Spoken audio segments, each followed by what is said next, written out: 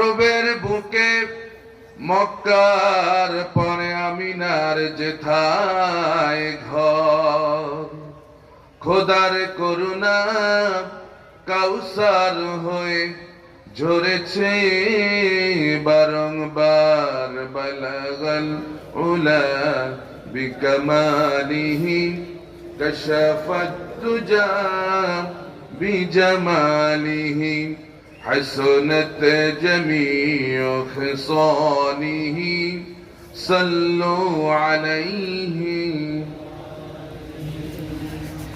আমাকে শহীদ করে সেই মিছিলে শামিল করে নিও, আমাকে শহীদ করে সেই মিছিলে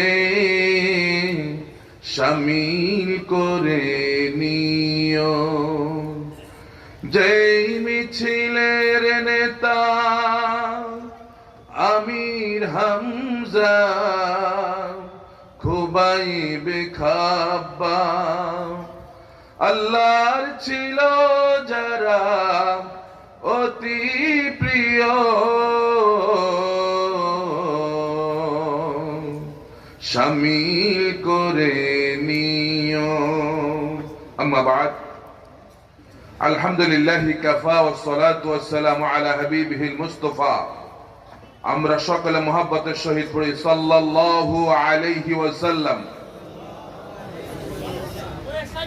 ঐতিহ্যবাহী ইনসানিয়া ট্রাস্ট এবং তাহরিকে খতমে নবুয়ত বাংলাদেশ যুক্তরাজ্য শাখার উদ্যোগে আয়োজিত বিশ্বের সকল মুর্দেগানের ইসালে সওয়াব উপলক্ষে আয়োজিত আজকের ঐতিহাসিক আন্তর্জাতিক তাফসীরুল কোরআন মাহফিল, এই মাহফিলের সম্মানিত সুযোগ্য সভাপতি জনাব আব্দুর রহিম আনসার মিয়া সাহেব, হযরত মাওলানা মোহাম্মদ জাবিদুর রহমান সাহেব আতালাল্লাহু উমরাহু ওয়া বারাকা ফি হায়াতিহি, আমরা সকলে বলে আমিন। আমার আগে আলোচনা করেছেন সুদূর ঢাকা থেকে আগত তাহরিকে খতমে নবুয়ত বাংলাদেশের সম্মানিত সুযোগ্য প্রচার সম্পাদক হযরত মাওলানা মোহাম্মদ এনামুল হক আজাদি সাহেব। আলোচনা করেছেন এই এলাকার কৃতি সন্তান মৌলভীবাজার জামিয়া ইসলামিয়া আলিম মাদ্রাসার সম্মানিত সুযোগ্য প্রিন্সিপাল হযরত মাওলানা শেখ মোহাম্মদ আব্দুল হক সাহেব। স্টেজে উপস্থিত জাতির শ্রেষ্ঠ সন্তান উলামায়ে কেরাম, আমার সামনে উপবিষ্ট মুসল্লিয়ান, মুরব্বিয়ান, সামিঈন, হাজিরিন, যুবক, পর্দার আড়ালে আমার সম্মানিতা শ্রবণরতা মা এবং বোনেরা, বিশেষ করে আমার প্রাণ প্রিয় মৌলভীবাজারবাসী, আল্লাহ সুবহানাহু ওয়া তাআলার শাহী দরবারে আমরা আমাদের মস্তককে অবনত করে সে মহান মনিবের সুউচ্চ দরবারে আমরা সকলে প্রাণ খুলে আকাশ বাতাসকে মুখরিত করে মহান মনিবের আমরা শুকরিয়া আদায় করি। সকলে পড়ে আলহামদুলিল্লাহ। রব্বানা লাকাল হামদ হামদান কাসীরা তাইয়িবান মুবারাকান ফীহ, লাকাল হামদু ইয়া রাব্বি কামা ইয়ানবাগি লিজালালি রাব্বিক ওয়া তা'যীমি সুলতানিক। আমরা আল্লাহ সুবহানাহু ওয়া তাআলার প্রশংসা করতে পেরেছি, এজন্য সকলে আবারও শুকরিয়া আদায় করি, পড়ি আলহামদুলিল্লাহ। আজকে আপনাদের আওয়াজটায় খুশি হতে পারলাম না। এতগুলো মানুষ আওয়াজ করলে ময়দান কেঁপে ওঠার কথা, কি বলেন? এখানে যারা এসেছেন সবাই পুরুষ তো? ইন্না লিল্লাহি, এটা বলে পুরুষের আওয়াজ। মহিলাও আছে নাকি? সবাই পুরুষ তো? পুরুষের আওয়াজ তো পুরুষের মতো হওয়া দরকার নাকি? মৌলভীবাজার ভয় করতেছেন বোধহয় আপনারা, কি জানি আফা যদি আবার চট করে চলে আসে সেই ভয়ে আছেন বোধহয়। সেই ভয়ে আছেন কারা কারা? হাত উঠান তো দেখি। ওই দেখছেন যে হাত দিয়ে একটা উঠছে। কি ভয় করেন? ভয় পান? মুসলমান ভয় পায় কাকে? আল্লাহ ছাড়া মুসলমান কাউকে ভয় পেতে পারে না, ঠিক কিনা? আমরা প্রশংসা করব কার? আল্লাহর নবী, বিশ্ব নবী মুহাম্মদুর রাসূলুল্লাহ সাল্লাল্লাহু আলাইহি ওয়াসাল্লাম হাদিসের মধ্যে ইরশাদ করেন, আউয়ালু মান ইয়াদউ ইলাল জান্নাতি ইয়াওমাল কিয়ামাহ আল্লাযীনা ইয়াহমাদুনাল্লাহি ফিস সাররাই ওয়াদ দাররা। যারা নাকি সুখে দুঃখে মাবুদের প্রশংসা করবে, জান্নাতের প্রথম সারিতে রব্বুল আলামিন তাদের জায়গা বরাদ্দ করে রেখেছে। প্রশংসা করব কার? নাকি নেতার? প্রশংসা হবে শুধুমাত্র কেবলমাত্র কার? করতে রাজি? সুখে এবং দুঃখে। আমরা বিপদে পড়লে আল্লাহরে ডাকি, কিন্তু বিপদ থেকে বেঁচে গেলে আর আল্লাহর দরকার নেই। 24-এর স্বাধীনতার আগে আল্লাহরে কত ডাকা ডাকছেন, এই স্বাধীনতার পরে আল্লাহরে কি ওইরকম আর ডাকছেন? কথা বলেন, আগের মতো আর ডাকেন না। এখন তো সব স্বাধীন, এজন্য আল্লাহর আর দরকার নেই। আপনারা বলেন দরকার আছে কিনা আল্লাহ? ইমানদার এক মুহূর্তের জন্য আল্লাহকে ভুলে থাকতে পারে? প্রিয় মাতৃভূমি বাংলাদেশ, 56,000 বর্গ কিলোমিটারের এই দেশ। এই দেশে 92% আমরা মুসলমান, কিন্তু দেশটা ভৌগোলিক কারণে এমন এক জায়গায় আমাদের অবস্থান, একেবারে ভারতের পেটের মধ্যে আমাদের অবস্থান। এজন্য ভারত সবসময় আমাদেরকে চোখ রাঙানি দেখায়। আমরা দীর্ঘ 24 বছর আমরা পাকিস্তানের গোলামীর জিনজিরের মধ্যে ছিলাম। সেখান থেকে 1971 সালে স্বাধীনতা অর্জন করার পর থেকে আজ অবধি এখনো আমরা ভারতের গোলামীর জিনজিরের মধ্যে রয়েছি, ঠিক কিনা বলেন? ঠিক কিনা? এজন্য তারা মাঝে মধ্যে আমাদেরকে চোখ রাঙানি দেয়। ওই যে ভারতের কলকাতার এক সাংবাদিক হকার, সে তো বলতেছে বাংলাদেশ নাই, আমরা নাকি নাই। এতগুলো মানুষ কোত্থেকে আসলো? বাংলাদেশ আছে কিনা? মুসলমান বাংলাদেশ আছে কিনা? এদেশে 16 কোটি মুসলমান, ঠিক কিনা বলেন? এটা হিন্দুস্তান, এটা মুসলমানের দেশ, ঠিক কিনা? বাংলাদেশ ছিল, আছে, থাকবে, ঠিক কিনা? তোমরা যারা জুলুম করছো, পৃথিবীর মানচিত্র থেকে তোমরা মুছে যাবে, মুসলমান দেশ বাংলাদেশ থাকবেই থাকবে, ঠিক কিনা বলেন? কারণ তোমার ভারত, তোমার 100 কোটি মানুষের সিনার মধ্যে যে শক্তি নাই, আমার দেশের 16 কোটি মুসলমানের সিনার মধ্যে তার থেকে বেশি শক্তি রয়েছে। সেই শক্তির নাম হলো ঈমান। সেই শক্তির নাম কি? সেই শক্তির নাম কি? সুতরাং ভারতকে বলে দিতে পারেন, ভারত এই দেশ মুসলমানের দেশ, এই দেশে তোমাদের চাপিয়ে দেওয়া ধর্মনিরপেক্ষ মতবাদ এই দেশে কায়েম করতে দেওয়া হবে না, হবে না, হবে না। রাজি আছেন কিনা বলেন? আল্লাহ আমাদেরকে কবুল করুক বলে আমি। প্রিয় ভাইরা আমার, তো বলছিলাম, তারা যেভাবে আমাদেরকে চোখ রাঙানি দিচ্ছে, ঠিক এই মুহূর্তে আমাদের সকলের ঈমানের প্রস্তুতি নিয়ে থাকা দরকার। যে কোনো মুহূর্তে আমার আপনার ঈমানের সর্বোচ্চ ত্যাগ স্বীকার করতে হবে আমাকে আপনাকে। এজন্য প্রস্তুতি থাকা দরকার আছে না নাই? এই পৃথিবীতে আল্লাহ রাব্বুল আলামিন আমাদেরকে পাঠিয়েছেন, আর জান্নাতে নিয়ে যাবেন, ঈমান আনছি, এই কথা বললে আল্লাহ পাক ছেড়ে দেবেন না। আমার আপনার ঈমানের পরীক্ষা হবে, ঠিক না? সেই ঈমানের পরীক্ষা দেওয়ার জন্য সকলকে সর্ব অবস্থায় প্রস্তুত থাকতে হবে। যে কোনো বড় সিদ্ধান্ত যদি আসে, যে কোনো বড় সিদ্ধান্ত যদি আসে, ঈমানদারদেরকে ঈমানের সর্বোচ্চ ত্যাগ করার জন্য আমাদেরকে প্রস্তুত থাকতে হবে। রাজি কিনা? রাজি কিনা? আল্লাহ কবুল করুক বলে আমিন। প্রিয় ভাইরা আমার, 24-এর স্বাধীনতার পরে এদেশের আনাচে কানাচ থেকে এখন কথা উঠছে যে 54 বছর এই দেশে আমরা অনেকের শাসন দেখেছি, কিন্তু কেউ আমাদেরকে শান্তি দিতে, কথা বলেন না কেন, শান্তি দিতে পেরেছে? মুরব্বীরা আইয়ুব খানের শাসন দেখেছেন, অনেকে শেখ মুজিবুর রহমানের শাসন দেখেছেন, জিয়াউর রহমানের শাসন দেখেছেন, এরশাদের শাসন দেখেছেন, বেগম জিয়ার শাসন দেখেছেন, মঈনুদ্দিন ফখরুদ্দিনের শাসন দেখেছেন, বিগত 16 বছরে জালিমের শাসন দেখেছেন। এই দেশে কেউ শান্তি দিতে পারে নাই, ঠিক কিনা বলেন? সুতরাং এদেশের মানুষ বিশ্বাস করতে চায়, যদি শান্তি দিতে হয় আল্লাহর কোরআন ছাড়া এদেশে শান্তি আশা করা যায় না। এই জন্য সেই কোরআনকে দেশে প্রতিষ্ঠিত করতে চাই সবাই। সবাই রাসূলকে আমরা সবাই জীবনের চাইতে বেশি ভালোবাসি, ঠিক কিনা? ঠিক কিনা? এক সাহাবী প্রশ্ন করলেন, ইয়া রাসূলুল্লাহ, ইয়া হাবিবাল্লাহ, মাতা সাআত, কখন কিয়ামত হবে? আল্লাহর নবী মুহাম্মদুর রাসূলুল্লাহ সাল্লাল্লাহু আলাইহি ওয়াসাল্লাম বললেন, মা আদাত্তা লাহা। ও সাহাবী, কিয়ামতের প্রশ্ন করছো, কিয়ামতের জন্য কি প্রস্তুতি নিয়ে আসো?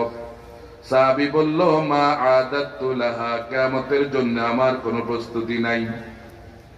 তবে আন্নী উহিব্বুল্লাহ ওয়া রাসূলাহ, আমি আল্লাহ এবং তার রাসূলকে আমার জীবনের চাইতে বেশি ভালোবাসি।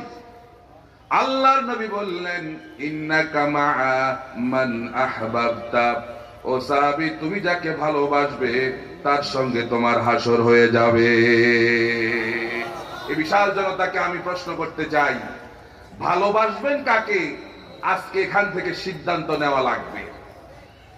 আজকে এখনো অনেক মানুষ জাতীয়তাবাদী বিশ্বাসী, ধর্মনিরপেক্ষ মতবাদী বিশ্বাসী, সমাজতন্ত্র মতবাদী বিশ্বাসী, রাসূলকে ভালোবাসে উপরে উপরে, কিন্তু ভেতরে রাসূলের ভালোবাসা নাই, ঠিক কিনা বলেন? আপনারা সকলে জানার কথা, 3 জিনিসের সমন্বয়ে হয় ঈমান। কয় জিনিসের সমন্বয়ে? ইকরার বিল লিসান, তাসদীক বিল জিনান, আমল বিল আরকান। এই 3 জিনিসের সমন্বয় হয় ঈমান। 1 নম্বরে মুখে স্বীকৃতি দিতে হবে, আর 2 নম্বরে অন্তরে বিশ্বাস করা লাগবে, আর 3 নম্বরে তোমার কাজে কারবারে রাসূল যে তোমার ঈমান সে বিষয়টা প্রকাশ করা লাগবে। এটা যদি তুমি করতে পারো তাহলে তুমি ঈমানদার। আর তুমি শুধু মুখে মুখে বলছো রাসূলকে ভালোবাসি, 12 রবিউল আউয়াল আসলে বিরাট একটা জশ্ন জুলুস করলা, মিছিল করলা, কিন্তু রাসূলের আদর্শ বাংলার জমিনে প্রতিষ্ঠিত করার জন্য তোমার কোনো কাজ নাই। তাহলে বোঝা যায় তোমার চেহারা সুরতে মুসলমানের মতো দেখা গেলেও বাস্তবে তুমি মুসলমান হতে পারলে না। রাসূল বলেন, ইন্নাকা মা মান আহবাবতা। ও সাহাবী, শোনো শোনো, তুমি যাকে মহব্বত করবে তার সঙ্গে তোমার হাসর হয়ে যাবে। আজকে এই ময়দান থেকে এটা সিদ্ধান্ত নেওয়া লাগবে, ভালোবাসবেন কাকে, নেতা মানবেন কাকে। অমুক তমুক ছাতা মাতা হাবি যাবি আমাদের নেতা হয়ে যায়, অমুকের চরিত্র ফুলের মতো পবিত্র, নামাজ পড়ে না, এক ওয়াক্ত আসেনি, জীবনে একবারের জন্য পশ্চিম দিকে ফিরে একটা আষাঢ়ও খায় না, কিন্তু বিরাট নেতা। আবার আপনি পিছনে তার মিছিল ধরেন, আমি অমুকের সৈনিক। কিয়ামতের দিন রব্বুল আলামিন ডাক দিবেন, ইয়াউমা নাদউ কুল্লা উনাসিম বিইমামিহিম। কিয়ামতের দিন রব্বুল আলামিন সমস্ত মানুষগুলোকে তার নেতা সহকারে ডাক দিবেন।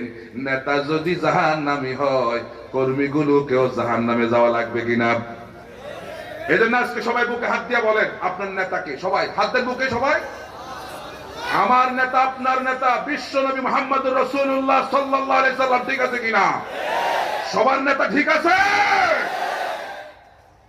এই অন্তরে যেন রাসূল ছাড়া আর কেউ না, কোন নেতার জন্য প্রবেশ না হয়, ঠিক কিনা?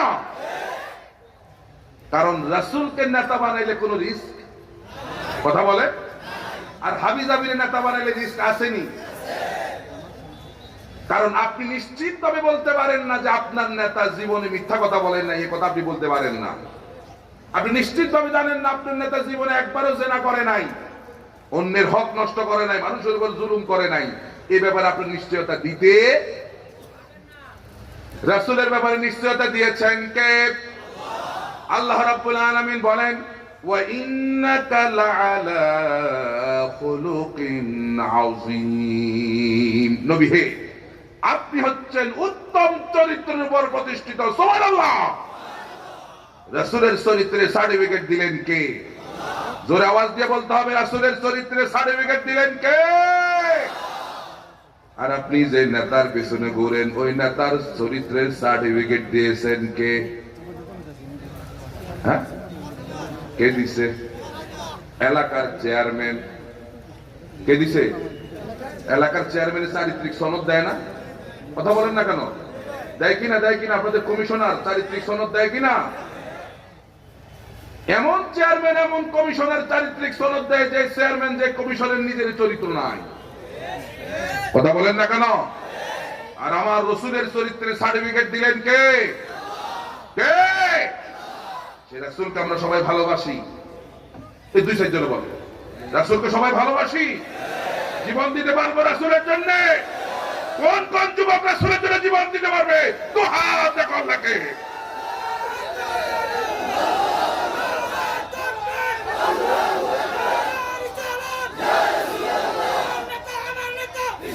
আল্লাহ কবুল করে বলে আমিন। তাহলে রাসূলের সুন্নতকে সবাই ভালোবাসি, তবে যেগুলো সহজ, হ্যাঁ, কদু খাওয়া সুন্নত, মধু খাওয়া সুন্নত, খাবারের পরে কাইলুলা করা সুন্নত, আরেকজনের বাড়িতে দাওয়াত খাওয়া সুন্নত, নিজের বাড়িতে দাওয়াত দেওয়া সুন্নত। মৌলভীবাজারবাসী এই সুন্নত গুলো আপনারা পালন করেননি? করেন? করেন? রাসূল বলেন, মান আহইয়া সুন্নতি ইনদা ফাসাদি উম্মতি ফালাহু আজরু মিয়াতি শাহীদ। আল্লাহর নবী বলেন, অদূর ভবিষ্যতে ফিতনা ফাসাদের জামানায় আমার একটা মরা সুন্নতকে কেউ যদি জিন্দা করে, তার আমল নামায় 100 শহীদের সওয়াব লিখে দেওয়া হবে। কত শহীদের সওয়াব? জোরে আওয়াজ দিয়া বলতে হবে, কত শহীদের সওয়াব? একজন শহীদের সওয়াব হচ্ছে কিয়ামতের দিন রব্বুল আলামিন শহীদদের কোনো বিচার করবেন না। আল্লাহ রব্বুল আলামিন শহীদদেরকে বিনা বিচারে জান্নাত দিয়া দেবে। এমন আল্লাহর রাসূলের একটা মরা সুন্নতকে যদি জিন্দা করা যায়, 100 শহীদের সওয়াব পাওয়া যাবে। এখন আপনারা কি 100 শহীদের সওয়াব কি পাইতে চান? সবাই কি চান? তাহলে রাসূলের মরা সুন্নতকে জিন্দা করা লাগবে। রাজি? এবার আসুন আমরা বের করার চেষ্টা করি মরা সুন্নত কোনটা।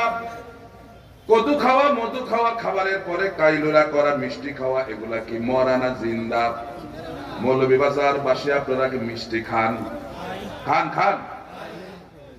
শুধু খায় না, ওই ডায়াবেটিস রোগী যিনি, উনিও রসগোল্লা দেখলে আর সামলাইতে পারে না, ওই একটা অন্তত মুখে দিয়া চাই, দেখি না কিরকম টেস্ট, ঠিক কিনা?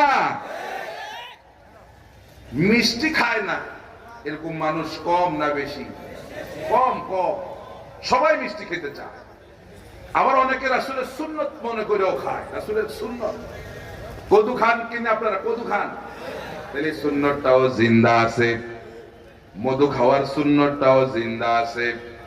খাবারের পরে কাইলুলা করেন, একটু আরাম করেন, এটা জিন্দা না মুর্দা? আরেকজনের বাড়িতে দাওয়াত খাওয়ার সুন্নত, এটা কি জিন্দা না মুর্দা? জিন্দা। নিজের বাড়িতে দাওয়াত দেওয়া সুন্নত, এটা কি জিন্দা না মুর্দা? এটা আহত অবস্থায় আছে। কোন অবস্থায়? আহত। আমরা দাওয়াত খাই ঠিকই, কিন্তু দাওয়াত দেই না। আল্লাহর নবীরা কি দাওয়াত খাইছেন না দাওয়াত দিছেন? কথা বলে না। আল্লাহর নবীরা দাওয়াত খাইছেন কম, দিছেন বেশি। সুবহানাল্লাহ বলেন। তাহলে আজকের মাহফিল থেকে 1 নম্বর শিক্ষা, আমরা দাওয়াত খাবো কম, দিব বেশি। কিসের দাওয়াত দেব? আল্লাহর কোরআনের দিকে মানুষদেরকে আহ্বান করব, ঠিক কি না? তাহলে এগুলো জিন্দা। এবার আসুন মরা সুন্নত কোনটা?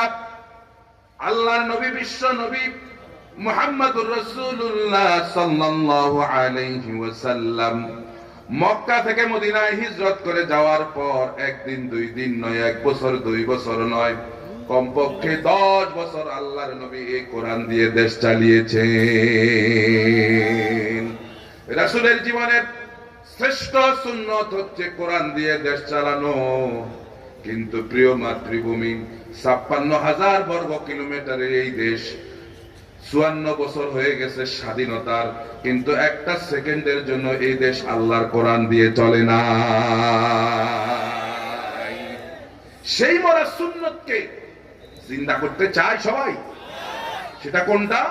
কোরআন দিয়ে দেশ চালাবার এই সুন্নতকে কি জিন্দা করতে চায়? কারা কারা চায়? দুহাত দেখায়।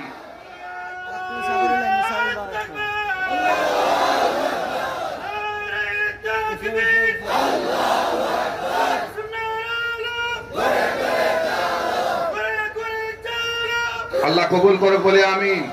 তাহলে কোরআন দিয়ে দেশ চালাবার এই সুন্নতকে জিন্দা করতে পারলে আমল নামায় কয়শো শহীদের সওয়াব পাওয়া যাবে। আপনারা তো আবার লাভ ছাড়া কোনো কাজ করেন, এই জন্য লাভটা আগে দিয়ে দিলাম। এবার আমরা আলোচনার দিকে যেতে চাই, ভূমিকার দীর্ঘায়িত করতে চাই না। শুরুতে শয়তানের ওয়াসওয়াসা থেকে আল্লাহর কাছে পানাহ চেয়ে সকলে শুরু করছি। সকলে পড়ি, আউযু বিল্লাহি মিনাশ শাইতানির রাজীম, বিসমিল্লাহির রাহমানির রাহিম। বিতাড়িত মারদুদ শয়তানের ওয়াসওয়াসা থেকে পানাহ চাই, পরম করুণাময় আল্লাহর নামে শুরু করছি। আলিফ লাম মিম, আহাসিবান নাসু আন ইউতরাকু আন ইয়াকুলু আমান্না ওয়া হুম লা ইফতানুন, ওয়ালাকাদ ফাতান্না আল্লাযীনা মিন ক্বাবলিহিম ফালায়া'লামান্না আল্লাহু আল্লাযীনা সাদাকু ওয়া লায়া'লামান্নাল কাযিবিন। সাদাকাল্লাহুল আযীম। সূরাতুল আনকাবুত। আপনাদের মনোযোগ আছে তো? সবার শুনতেছেন? সূরাতুল আনকাবুত কোরআনুল কারীমের 29 নম্বর সূরা। এই সূরা আল্লাহ সুবহানাহু ওয়া তাআলা আয়াত দিয়েছেন 69টি। রাসূল করিম সাল্লাল্লাহু আলাইহি ওয়াসাল্লামের হিজরতের পূর্বে নাজিল হয়েছে বিধায় তাফসীরের ভাষায় এই সূরাকে মাক্কি সূরা বলে। আমরা আজকে যে সূরা থেকে কথা শুনবো সেই সূরার নাম আনকাবুত। সূরার নাম সবাই বলেন আনকাবুত। আরবি শব্দ মুখ দিয়ে আসে না, বাংলা হইলে ঠিকই আসতো। কি বলেন? ইংরেজি হইলে আরো আগে আসতো। আপনারা বলেন কবরের ভাষা কি? সবাই বলেন জান্নাতের ভাষা। তার আরবি একটু একটু তো পড়তে হবে নাকি? তাইলে সূরার নাম আনকাবুত। সবাই বলেন আনকাবুত। কিছু জিনিস বাড়িতে নিয়ে যাওয়া লাগবে। বাড়িতে গেলে যদি হোম মিনিস্টার যদি প্রশ্ন করে, হোম মিনিস্টার চিনেননি আপনারা? কে কে হোম মিনিস্টার চিনেন? একটু হাত উঠান তো দেখি। অনেক বাচ্চা ছিল হাত উঠেছে, দেখছেন বলে হোম মিনিস্টার চিনে। ওই যে বাড়িওয়ালি আর বাড়িওয়ালি যদি প্রশ্ন করে আজকে হুজুর কোন সূরা থেকে আলোচনা করছে বলতে পারবেন? বলতে পারবেন? তাহলে সূরাতুল আনকাবুত। আনকাবুত শব্দের অর্থ হচ্ছে মাকড়সা। আপনাদের এলাকায় বলে মাখড় নাকি? হ্যাঁ, মাখড় বলে না? সিলেটের দু একটা শব্দ আমরা আস্তে আস্তে এখন শিখে গেছি। মাখড় আর ভয়ের ভাষায় বলে মাকড়সা। এবার আপনারা বলুন, এই মাকড়সা প্রাণী হিসেবে খুব শক্তিশালী একটা প্রাণী। হ্যাঁ, মাকড়সা চিনছেন তো আপনারা? এটা প্রাণী হিসেবে খুব শক্তিশালী। আর মাকড়সা যে বাসাটা বানায়, বাসাটা খুব মজবুত, একেবারে একেবারে দুর্বল। এই সূরার নামকরণ করা হয়েছে সূরার 41 নম্বর আয়াত থেকে। আল্লাহ রাব্বুল আলামিন বলছেন, মাসালুল লাযীনা ইত্তাখাযু মিন দুনিল্লাহি আউলিয়া কামাসালিল আনকাবুত ইত্তাখাযাত বাইতা ওয়া ইন্না আওহানাল বুয়ুতি লাবাইতুল আনকাবুত। রব্বুল আলামিন বলেন, আমাকে বাদ দিয়ে তোমরা যাদেরকে বন্ধু বানায়েছো তাদের দৃষ্টান্ত হলো মাকড়সার বাসার মতো। কাকে বাদ দিয়ে? আল্লাহকে। আল্লাহকে বাদ দিয়ে তোমরা যাদেরকে বন্ধু বানাইছো এদের দৃষ্টান্ত হলো মাকড়সার বাসার মতো। আর বাসা হিসেবে মাকড়সার বাসা একেবারে দুর্বল। কে বলছেন? এখন খেয়াল করে দেখেন, আল্লাহকে বাদ দিয়ে বন্ধু বানাইছে ভারতকে। কথা বলেন না কেন? আল্লাহকে বাদ দিয়ে বন্ধু বানাইছে রাশিয়াকে, আল্লাহকে বাদ দিয়ে বন্ধু বানাইছে আমেরিকাকে। মনে করেছে ভারত চিরকাল ক্ষমতার মধ্যে রাখবে। এজন্য 31 সাল 41 সাল পর্যন্ত মিশন এবং ভীষণ। কথা বলে না? আল্লাহ জালিমের জুলুম বেশি দিন পছন্দ করেন না। আল্লাহ যখন ধরেন ইন্না বাদশা রব্বিকা লাশাদীদ, আল্লাহ যখন ধরেন দুপুরের খাবারটা পর্যন্ত খায়া যাইতে দেন না। আল্লাহকে বাদ দিয়ে বন্ধু বানাইছে ভারতকে। ভেবেছিল ভারত তাকে টিকায় রাখবে, কিন্তু ভারত কি তারে টিকায় রাখতে পারছেনি? কথা বলেন, পারছেনি? পারে নাই, পারবেও না। ঠিক কিনা বলেন? এই পৃথিবীতে যে সমস্ত স্বৈরাচারের পতন হয়েছে, স্বৈরাচার আর কোনদিন তার দেশে ফেরত আসতে, এটাই ইতিহাস। ঠিক কিনা? সুতরাং এখান থেকে আমাদের জন্য শিক্ষা হলো, বন্ধু বানাবো কাকে? জোরে আওয়াজ দিয়া বলতে হবে, বন্ধু বানাবো কাকে? আফগানিস্তান বন্ধু বানাইছে কাকে? ওই যে সিরিয়ার যারা যুদ্ধ করেছে বন্ধু বানাইছিল কারে? আল্লাহকে বন্ধু বানাইছিল বাশার আল আসাদ। দীর্ঘদিন আমাদের দেশের মতোই ওই দেশও আয়নাগর ছিল। কথা বলেন না? আপনারা দেখছেন না? 26 বছর পর্যন্ত অন্ধকার ঘরের মধ্যে, এই সে অন্ধকার ঘর থেকে বের হয়েছে, এখন সে আর কাউরে চিনে না। মিশর কি বলে সিরিয়াতে, তাহলে জালিমে জালিমে বন্ধু। কথা বলেন না কেন? এক জালিম আরেক জালিমের কি? তাহলে আপনি শুধু মুসলমান দেখে জাপায়া পড়েন না। বাশার আল আসাদ মুসলমানের নাম নিয়ে হাজার হাজার মুসলমানকে হত্যা করেছে। ঠিক কিনা বলেন? আমাদের এই ডাইনিটাও মুসলমানের নাম নিয়ে মাথার মধ্যে পট্টি লাগায়া এই জাতিকে ধোঁকা দিয়ে সকালবেলায় ফজরের সময় উঠে উনি সবার আগে যে জিনিসটা খোঁজেন, এটার নাম হইল কি? তাসবিহ আর জায়নামাজ। কিন্তু 24-এর স্বাধীনতার 5 তারিখে দেখা গেছে আমাদের ছাত্র ভাইরা যখন তার সেই ঘরের মধ্যে ঢুকছে, একটা জায়নামাজও খুঁজে পায় না। কথা বলেন না কেন? হ্যাঁ, মদের বোতল পাইছে। দেখতে খবর তো আপনাদের কাছে আছে। এরা তো মদ ছাড়া টিকতে পারে না। ঠিক কি না? রং হেডেড তাকে এমনি এমনি বলা হয় নাই। রং হেডেড তাকে এমনি এমনি বলা হয় নাই। এদেশের মুসলমানের সঙ্গে সে রক্তের হোলি খেলা খেলেছে। ঠিক কিনা বলেন? সুতরাং অনেকে কয় তারা মাফ করে দেওয়া যায় না, এত সহজ? তাকে যদি মাফ করে দেওয়া হয়, এদেশের মুসলিমদের রক্তের সঙ্গে গাদ্দারি করা হবে। ঠিক কিনা বলেন?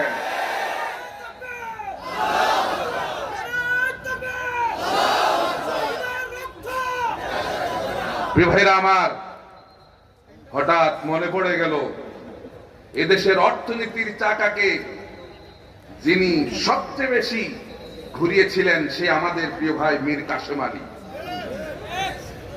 মীর কাসেম আলী ভাই কি ইমানের পরীক্ষা দিয়েছেন, 1 মিনিট একটু শুনুন। তাকে যেদিন ফাঁসি দেওয়া হয়েছে, 2 ঘন্টা আগে কারারক্ষী এসে তাকে বলতেছে, স্যার আপনার তো আজকে রাত্রে 10টায় ফাঁসি। শুনতেছেন কথা? শুনতেছেন কথা? আমাদেরকে তাদের উত্তরসূরিদেরকে এরকম ভাবে প্রস্তুতি নিতে হবে। ঠিক কিনা বলেন? আজকে তো রাত 10টায় আপনার ফাঁসি হয়ে যাবে। মীর কাসেম আলী ভাই বলছেন, কারারক্ষী ভাই এখনো তো 2 ঘন্টা সময় আছে, আমি আরো 1 ঘন্টা একটু ঘুমাইতে চাই। আল্লাহু আকবার বলবেন না? আপনার ঘুম আসবে? একটু পরে ফাঁসি আপনার ঘুম আসবে? কারারক্ষী বলল, ঠিকই একটু পরে আমি যখন আসলাম তার রুমে যখন ঢুকলাম দেখলাম যে তিনি নাক ঢাকা ঘুমাচ্ছেন। আল্লাহু আকবার। আবার 1 ঘন্টা পরে যখন আসলাম এসে দেখি মীর কাসিম আলী ভাই ওযু করে নামাজের মধ্যে দাঁড়ায় গেছে। আল্লাহু আকবার। এদেশের ইসলামী বুদ্ধিজীবীদেরকে হত্যা করা হয়েছে, এমনকি তারা কোরআনের পাঠে আল্লামা দেওয়ার হোসেন সাইদি নাওয়ারাল্লাহু মারকাদাহু ওয়া জাআলাল জান্নাতা মাসওয়াহু, সকলে বলে আমিন। তাকেও জুডিশিয়াল ক্লিনিং এর মাধ্যমে তাকে দুনিয়া থেকে বিদায় করে দেওয়া হয়েছে। অপরাধ কি তাদের? কি অপরাধ? কি অপরাধ? তাদের অপরাধ হলো আল্লাহ রাব্বুল আলামিন কোরআনুল কারীমের মধ্যে বলেন, ওয়ামা নাকামু মিনহুম ইল্লা আইয়ুমিনু বিল্লাহিল আজিজিল হামিদ। এদের অপরাধ হলো এরা মহাপরাক্রমশালী সবচেয়ে প্রশংসার দাবিদার আল্লাহর উপর ঈমান এনেছে। সুতরাং ঈমানদারেরা, যেই পথে আমরা আছি এই পথটা কুসুমাস্তীর্ণ নয়, এটা হচ্ছে কণ্টকাকীর্ণ পথ। এটা নবীদের পথ, এটা শাহাদাতের পথ। আমরা হয় শহীদ হব আর না হয় গাজী হব। রাজি আছে কিনা বলেন? গাজী রাজি আছে কিনা বলেন? এখন এরা মাঝে মধ্যে বেশকি মারে তার এতিম সন্তানেরা যারা আমাদের দেশে আছে, কথা বলেন না, মনে করছে যে আবার আপায় আসবে, আবার 16 বছর আবার জ্বালাবে দেশে। এটা সম্ভব হবে না। এটা কি সম্ভব হবে? সম্ভব হবে? এদের অবস্থা হইল ওই যে পিঁপড়ার মতো। পিঁপড়া কি? পিঁপড়া। পিঁপড়ার একবার শখ হয়েছে, পিঁপড়া আটলান্টিক মহাসাগরে টাইটানিক জাহাজের মধ্যে চড়বে। যার যেমন শখ আর কি, এক একজনের এক এক শখ থাকতে পারে না। পিঁপড়ার শখ কি? আটলান্টিক মহাসাগরে টাইটানিক জাহাজের মধ্যে চড়বে। রাস্তা দিয়ে হাঁটছে, হঠাৎ পাশ দিয়ে একটা গাধা যাচ্ছে। গাধার দর্শে পেশাব। এখন গাধার তো টয়লেট ময়লেট নাই, যেখানে ধরে ওইটাই তার টয়লেট। গাধা দিছে পেশাব করে। পেশাবের কারণে মাটি একটু নরম হয়ে গেছে, গাধার পা একটা মাটির মধ্যে ঢুকে গেছে। পেশাব শেষ, আস্তে করে গাধা যখন চলে গেল, ওই গর্তের মধ্যে সবগুলো পেশাব গিয়ে গর্তের মধ্যে ঢুকছে। এবার পিঁপড়ে যাচ্ছে পাশ দিয়ে, সর্বনাশ, আমি তো আটলান্টিক মহাসাগর পেয়ে গেছি, আমি তো আটলান্টিক মহাসাগর পেয়ে গেছি। এখন যদি একটা টাইটানিক জাহাজ পাওয়া যাইতো, হঠাৎ কোথা থেকে একটা তেঁতুলের পাতা এসে এই পেশাবের উপর পড়ছে। পিঁপড়াই কয়, সর্বনাশ, আমার তো 12 কলাই পূর্ণ হয়ে যাচ্ছে। পিঁপড়ায় আস্তে করে গিয়ে ওই তেঁতুলের পাতার উপর উঠা করছে। এখন পিঁপড়া মনে মনে বলতেছে, আহারে, এমন এক সমুদ্রে আসলাম, কোন ঢেউটেও, এখন যদি একটু ঢেউ হইতো। হঠাৎ বাতাস শুরু হয়ে গেছে। বাতাস শুরু হওয়ার সঙ্গে সঙ্গে গাধার পেশাবের উপর ঢেউ উঠছে। পিঁপড়ায় কয়, সর্বনাশ, আমার তো 16 কলাই পূর্ণ হয়ে গেছে। ওই গাধার পেশাবের উপর পিঁপড়ার যেই দশা, আমার দেশের রাম বাম নাস্তিক মুরতাদ আর ভারতের দালালদের একই দশা, ঠিক কিনা? তাহলে আমরা আজকে সূরাতুল আনকাবুত এর 1 থেকে 3 নম্বর আয়াত পর্যন্ত তেলাওয়াত করেছি। আমরা এবার ব্যাখ্যায় যাব, আগে অনুবাদ করব, তারপর ব্যাখ্যায় যাব। শুনতেছেন? মনোযোগ আছে? ঈমানের পরীক্ষা দেওয়ার জন্য আমাদেরকে প্রস্তুতি নেওয়ার জন্যই আজকে আমরা দিক নির্দেশনা এখান থেকে দেব ইনশাআল্লাহ। আল্লাহ রাব্বুল আলামিন বলছেন, আলিফ লাম মিম। আল্লামা জালালউদ্দিন সুয়ুতী রাহিমাহুল্লাহ তার তাফসীরে জালালাইনের মধ্যে তিনি ইরশাদ করেন, আল্লাহু আ'লামু বিমুরাদিহি বিহি, এর অর্থ একমাত্র শুধুমাত্র কেবলমাত্র কে জানে? আল্লাহ জানে। আহাসিবান নাসু আন ইউতরাকু আন ইয়াকুলু আমান্না, লোকেরা কি ভেবেছে নাকি যে ঈমান এনেছে এই কথা বললেই আমি তাদেরকে ছেড়ে দেব, পরীক্ষা করব না? তার মানে পরীক্ষা হবে, পরীক্ষা হবে। আল্লাহ বলেন, ওয়ালাকাদ ফাতান্নাল্লাযীনা মিন ক্বাবলিহিম, ইতিমধ্যে আমি পরীক্ষা করেছিলাম। কেন? ফালা ইয়ালামান্নাল্লাহু আল্লাযীনা সাদাকু ওয়া লা ইয়ালামান্নাল কাযিবিন, যে কারা ঈমানের দাবিতে কারা সত্যবাদী আর কারা ঈমানের দাবিতে মিথ্যাবাদী, এটা জানবার জন্য ঈমানের পরীক্ষা হবে। এ হলো আমার তেলাওয়াতকৃত আয়াতের সরল তরজমা। আমরা বলছি পরীক্ষা আল্লাহ পাক করবেন। আল্লাহর নবী বিশ্ব নবী বলেন, মা ইয়াজালুল বালাউ বিল মুমিনি ওয়াল মুমিনাতি ফি নাফসিহি ওয়া ওয়ালাদিহি ওয়া মালিহি হাত্তা ইয়ালকাল্লাহ ওয়া মা আলাইহি খাতিয়া। আল্লাহর নবী বলেন, রব্বুল আলামিন এই পৃথিবীতে ঈমানদার নর নারীদেরকে পরীক্ষা করেন। জান নিয়ে গিয়া পরীক্ষা করেন, সন্তান নিয়ে গিয়ে পরীক্ষা করেন, অসুস্থতা দিয়া আল্লাহ রব্বুল আলামিন পরীক্ষা করেন। পরীক্ষা এই জন্য করেন, রব্বুল আলামিন চান তার ঈমানদার বান্দাকে মাফ করে দিয়ে হাত্তা ইয়ালকাল্লাহ ওয়া মা আলাইহি খাতিয়া, এমন এক অবস্থায় আল্লাহ রব্বুল আলামিন তার সঙ্গে মোলাকাত করাতে চান যখন ওই বান্দার মধ্যে আর কোনো গুনাহ থাকে না। এই অবস্থা আল্লাহ পাক তাকে একেবারে মাফ করে দিয়ে তার সঙ্গে মোলাকাত করাইতেছেন। এই জন্য আল্লাহ পাক পৃথিবীতে আমাদেরকে বিভিন্ন পরীক্ষা, অসুস্থতা, এগুলো আল্লাহ পাক আমাদেরকে দিয়া থাকেন। কথা বুঝে আসছে কিনা? আমরা এবার ব্যাখ্যায় যাচ্ছি। আল্লাহ বলছেন, আহাসিবান নাসু আন ইউতরাকু আইয়াকুলু আমান্না, লোকেরা কি ভেবেছে নাকি যে ঈমান এনেছি, এই কথা বললে আমি ছেড়ে দেব, পরীক্ষা করব না?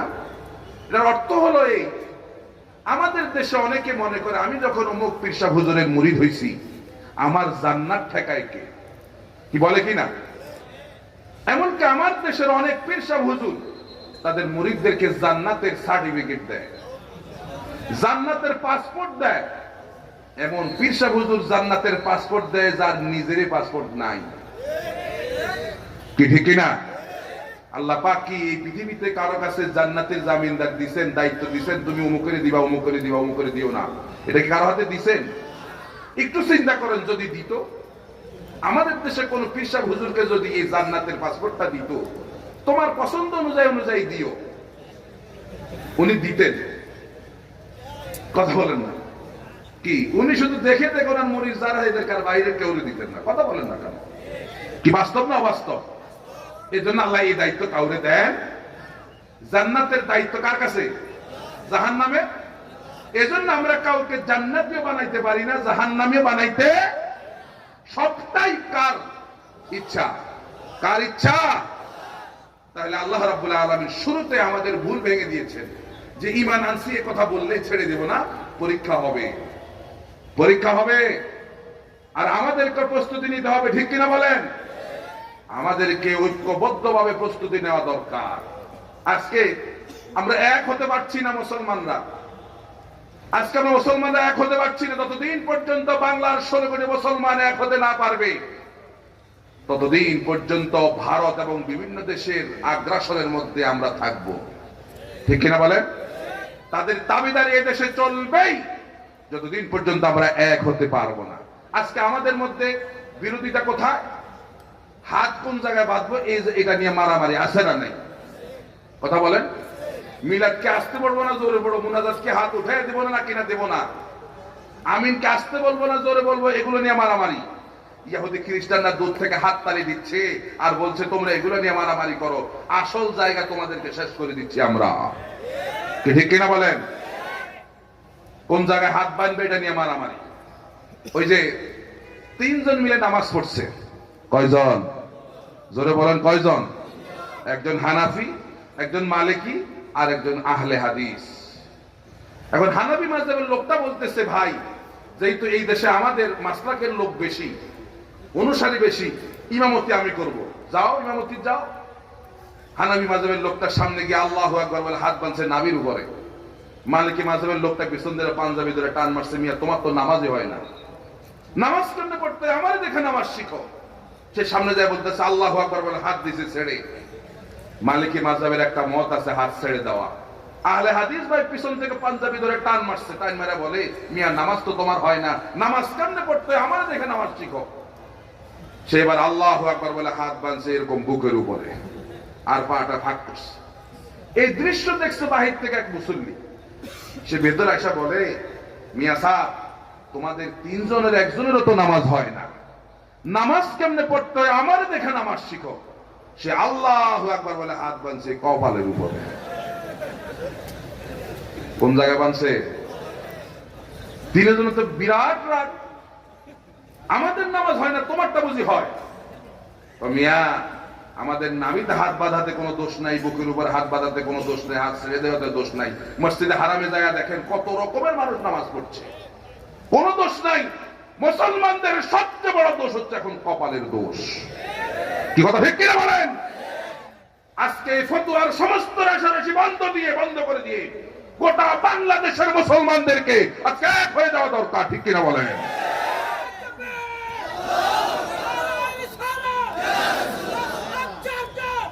হ্যাঁ, আমাদের এনায়েতুল আব্বাসী সাহেব হুজুর উনি সবসময় বলেন, মাসলাক যার যার, দিন ইসলাম সবার। কথা বলেন না কেন? মাসলাক যার যার, দিন ইসলাম সবার। আসুন আমরা যে দলের হই না কেন, আল্লাহর কোরআনের ব্যাপারে, রসুলের ব্যাপারে, আল্লাহর ব্যাপারে আমরা সব এক হয়ে যাই। ঠিক কিনা? ঠিক কিনা? এক হও মুসলিম, এক হও আজ, এক হওয়া ইমানের মূল কারুকাজ। এক হও মুসলিম, এক হও আজ, এক হওয়া ইমানের মূল কারুকাজ। আমাদের প্রভু এক, এক নবীর উম্মাত, জীবন বিধান এক, ওই শিবানী কোরআন। তবে কেন এক নাও হে মুসলমান, এক হও, এক হও করি আহ্বান। ঠিক কিনা? তাহলে ঈমান এনেছি এ কথা বললেই হবে না, অবশ্যই আল্লাহ রাব্বুল আলামিন আমার আপনার পরীক্ষা নেবেন। তবে আল্লাহ পাক ওয়াল্লাহু বিযাল্লামিল লিল আবিদ, আল্লাহ পাক কারো উপর জুলুম করেন না। যার ঈমানের স্তর যত উপরে তার পরীক্ষা তত কঠিন। ঠিক কি না? আমার আপনার ঈমানের যে দশা, যে দুর্বল, আমার আপনার ফাঁসির পরীক্ষা আসবে না। যারা ফাঁসির পরীক্ষায় যারা টিকতে পারবেন তাদেরকে আল্লাহ পাক ফাঁসির পরীক্ষা দেন। ঠিক কি না? ঠিক কি না? এখন আসুন, রব্বুল আলামিন ঈমানের পরীক্ষা কেন করবেন? রব্বুল আলামিন জানতে চান ঈমানের দাবিতে কারা সত্যবাদী কারা মিথ্যাবাদী, এটা জানার জন্য আল্লাহ পাক ঈমানের পরীক্ষাটা নেবেন। এখন ঈমানদার কারা? এই বিশাল মজলিসের মধ্যে কারা ঈমানদার? আমি কোরআনুল কারীম থেকে একটা আয়াত এবং রাসূলের হাদিস থেকে একটা হাদিস যখন বলবো, আপনি নিজেই অনুমান করতে পারবেন আপনি কি ঈমানদার। রব্বুল আলামিন বলেন, ইন্নামাল মুমিনুনাল্লাযীনা আমানু বিল্লাহি ওয়া রাসূলিহি সুম্মা লাম ইয়ারতাবু ওয়া জাহাদু বিআমওয়ালিহিম ওয়া আনফুসিহিম ফি সাবিলিল্লাহ উলাইকা হুমুস সাদিকুন। রব্বুল আলামিন বলেন, ঈমানের দাবিতে সত্যবাদী তারা যারা আল্লাহ এবং তার রাসূলের প্রতি ঈমান আনার পরে সুম্মা লাম ইয়ারতাবু, কোন সন্দেহ তারা করে না। ঈমানদাররা বিশ্বাস করে ১৫০০ বছর আগে আল্লাহ রাব্বুল আলামিন এই কোরআন নাযিল করেছেন। এই কোরআন দিয়ে আমার ব্যক্তি, পরিবার, সমাজ, রাষ্ট্র সব এই কোরআন দিয়ে চলবে। আপনারা বলেন চলবে কিনা? এই কোরআন দিয়ে আমার ব্যক্তি, পরিবার, সমাজ, রাষ্ট্র চলবে। কোন সন্দেহ কি আমার আপনার আছে? আল্লাহ রাব্বুল আলামিন বলেন কোন সন্দেহ সে করে না। ওয়াজাহাদু বিআমওয়ালিহিম ওয়া আনফুসিহিম ফি সাবিলিল্লাহ, আর এই লোকটা আল্লাহর রাস্তায় জান এবং মাল দিয়ে সংগ্রাম করে। উলাইকা হুমুস সাদিকুন, এরাই হলো ঈমানের দাবিতে সত্যবাদী। রাসূল বলেন, ইজা সাররাতকা হাসানাতুকা ওয়া ইজা সাআতকা সাইয়্যাতুকা ফাহুয়া মুমিন। আল্লাহর নবী বলেন, যখন তোমার ভালো কাজ তোমাকে আনন্দ দেয়, মৌলভীবাজারবাসী, রাসূল বলেন যখন তোমার ইজা সাররাতকা হাসানাতুকা, যখন তোমার ভালো কাজ তোমাকে আনন্দ দেয়, এই যে বিশাল মাহফিল এসেছেন, ভালো লাগে না খারাপ লাগে? জোরে আওয়াজ দিয়ে বলতে হবে, ভালো লাগে না খারাপ লাগে? রাসূল বলেন, যখন তোমার ভালো কাজ তোমাকে আনন্দ দেয় আর অন্যায় কাজ তোমাকে কষ্ট দেয়, বুঝতে হবে তুমি ঈমানদার। অথচ আজকে দেখেন, আমাদের দেশে এমন অনেক ঈমানের দাবিদারওয়ালা আছে, 180 মাইল বেগে অন্যায় কাজ করতেছে, এক মুহূর্তের জন্য তার কাছে খারাপ লাগে না। কথা বলেন না কেন? মানুষের হক নষ্ট করছে, জুলুম করছে, মানুষকে তার পেশি শক্তি দিয়ে মানুষকে নির্যাতন করছে, জুয়া, জেনা, ব্যভিচার, মদ, হাবিজাবির সঙ্গে দিন রাত 24 ঘন্টা কাটায় দিচ্ছে, ঈমানের দাবি করে, এক মুহূর্তের জন্য তার কাছে খারাপ লাগে না। মাহফিলের কথা শুনলে, নামাজের কথা শুনলে, ইসলামী আন্দোলনের কথা শুনলে তার শরীরের মধ্যে আগুন জ্বলে ওঠে। এরকম ঈমানের দাবিদার আছে না নাই?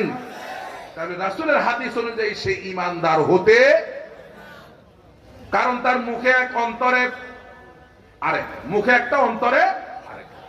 আল্লাহ রাব্বুল আলামিন বলেন, ওয়া মিনান নাসি মান ইয়াকুলু আমান্না বিল্লাহি ওয়া বিল ইয়াউমিল আখির ওয়া মা হুম বিমুমিনিন।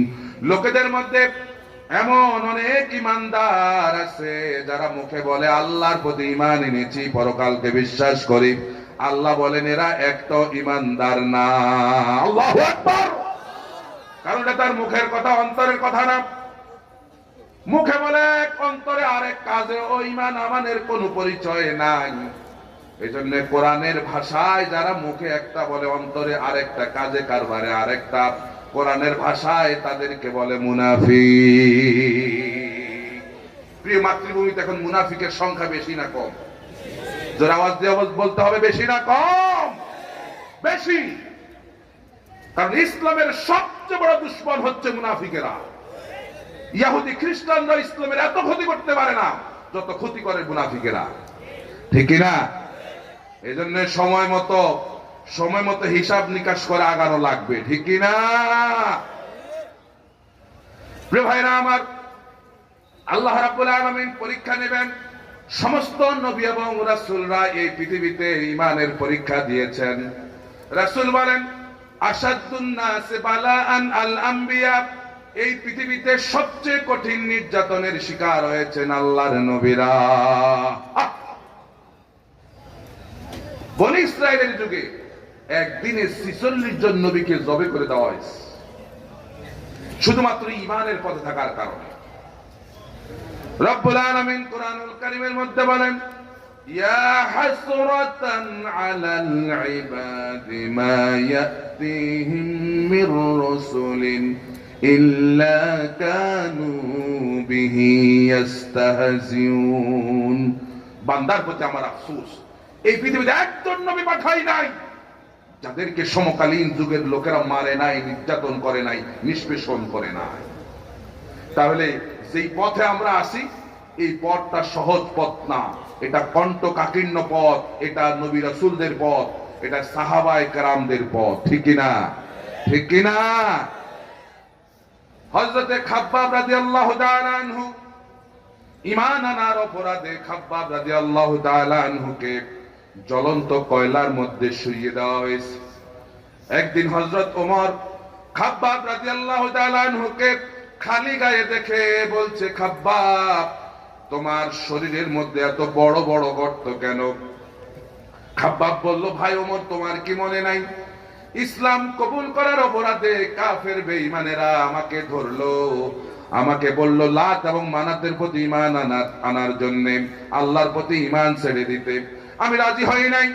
এই অপরাধে তারা আমাকে জ্বলন্ত কয়লার মধ্যে শুইয়ে দিল, আর আমি যাতে নড়াচড়া করতে না পারি, বুকের উপর বড় একটা পাথর চাপা দিয়ে রাখা হয়েছিল। ওই যে এই আগুনের কয়লাগুলো শরীরের মধ্যে ঢুকলো, শরীর থেকে রক্ত আর চর্বিগুলো বের হয়ে কয়লাগুলো নিভে গেল। সেই যে শরীরের মধ্যে গর্ত হলো, আজও পর্যন্ত গর্তগুলো মুছে যায় নাই।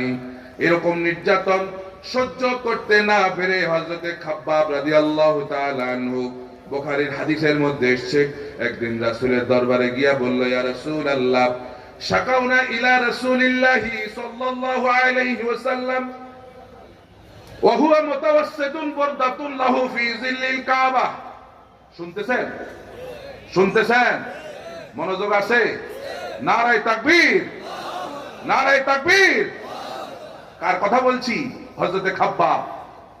শাকাউনা ইলা রাসূলিল্লাহি সাল্লাল্লাহু আলাইহি ওয়াসাল্লাম। এই হাদিসটা থেকে আমাদেরকে বিরাট শিক্ষা আছে, খুব খেয়াল করেন। ওয়া হুয়া মুতাওয়াসসিতুন বুরদাতুন লাহু ফি জিল্লিল কাবা। হযরতে খাব্বাব বলেন, আমি রাসূলের কাছে গিয়া নালিশ করলাম, আল্লাহর নবী তখন কাবার ছায়ায় তিনি কম্বল মুড়ি দিয়ে আরাম করতেছিলেন। আমার ডাক শুনে রাসূল উঠে বসলেন। আমি বললাম, আলা তাস্তানসিরু লানা আলা তাদউল্লাহ ইয়া রাসূলুল্লাহ, ওগো আল্লাহর নবী, আপনি কি আমাদের জন্য দোয়া করবেন না? আমরা তো মার খেতে খেতে শেষ হয়ে যাচ্ছি। রাসূল উঠে বসলেন আর বললেন, খাব্বাব, তোমরা কি এখনই ব্যস্ত হয়ে গেছো নাকি? এই পৃথিবীর বুকে তোমাদের পূর্বে যারা দ্বীন প্রচার করার জন্য এসেছিল, কানার রাজুলু ফী মান ক্বাবলাকুম ইউফারু লাহু ফিল আরদ ফায়ুজালু ফীহি। তোমাদের পূর্বে এই পৃথিবীতে যারা দ্বীন প্রচার করার জন্য যারা এসেছিল, তাদেরকে সমকালীন যুগের লোকেরা তাদেরকে ধরতো, এরপরে কোমর পর্যন্ত মাটির মধ্যে গেড়ে দিত। শুনতেছেন? কোমর পর্যন্ত মাটির মধ্যে গেড়ে দিত। এরপরে ফায়ুজাউ বিল মিনশার, এরপরে করাত আনতো। করাত সিরনাপের করাত আনা হতো। ফায়ুদাউ আলা রাসিহি, করাত এনে জীবিত লোকটার মাথার উপর করাত রাখতো। ফায়ুশাক্কু বিসনাতাইন, এরপরে করাত দিয়ে জীবিত লোকটাকে দুই টুকরো করে ফেলতো। মা ইয়াসুদ্দু যালিকা আন দীনিহি, এত কিছুর পরেও তাদেরকে এই ঈমানের পথ থেকে এক চুল পরিমাণও সরাইয়া দিতে পারতো না। আল্লাহু আকবার। তাদের মাথার উপর করাত রেখে দুই টুকরো করে ফেলতো, তারপরে তাদেরকে ঈমানের রাস্তা থেকে সরাইয়া দিতে আমাদেরকে পারেনি। জবাব দেন, আমাদেরকে পারে? আমাদের মাথার উপর ওই যে সময়ের আগে, নির্বাচনের আগে করাত ধরা লাগে না, 500 টাকার কট করে একটা নোট দিলে ঈমানের পথ থেকে সরে যায়। ঠিক কিনা? কারা কারা এই কাজ করে একটু হাতটা উঠান না। ওই দুই একটা উঠছে, দেখছেন না অবস্থা? এবার কেন এরকম হবে? মুসলমান, এবার কে এরকম হবে? মনে কষ্ট নিয়ে না, নির্বাচনের আগে আমার আপনার দাম একটা ছাগলের দামের চাইতে কমে যায়। এটা যেন এই ভুল যেন আর না হয় বাংলার মুসলমান, এই ভুল আর করা যাবে না। ওলামায়ে কেরামদেরকে জায়গা মতন পাঠাইয়া দেন, তাহলে এই দেশে শান্তি আসবে, আর না হয় আসবে না। আপনারা কি রাজি? আপনারা কি রাজি? কারা কারা রাজি? তো হাত দেখান আল্লাহকে। আল্লাহর আইন চাই, কথা বলেন না কেন? আল্লাহর আইন চাই, আল্লাহর আইন চাই, সৎ লোকের শাসন চাই। তাইলে দেশে শান্তি আসবে, তাইলে দেশে শান্তি আসবে। আর না হয় শান্তি ওই যে গল্পের মতো হয়ে যাবে। শান্তির মায় মরে গেছে। শান্তির মায়, বাপ তো আগে মরছে, দাদা দাদি কেউ কি বাড়িতে আছে? ওই শান্তির 14 গোষ্ঠীর মধ্যে বাতি জ্বালাবার আর কেউ থাকবে না। যদি সময় মতো ঈমানের দাবি যদি পালন না করেন, তাহলে শান্তির 14 গোষ্ঠীর মধ্যে আর কাউকে পাবেন না। ঠিক কিনা বলেন? ঠিক কিনা বলেন?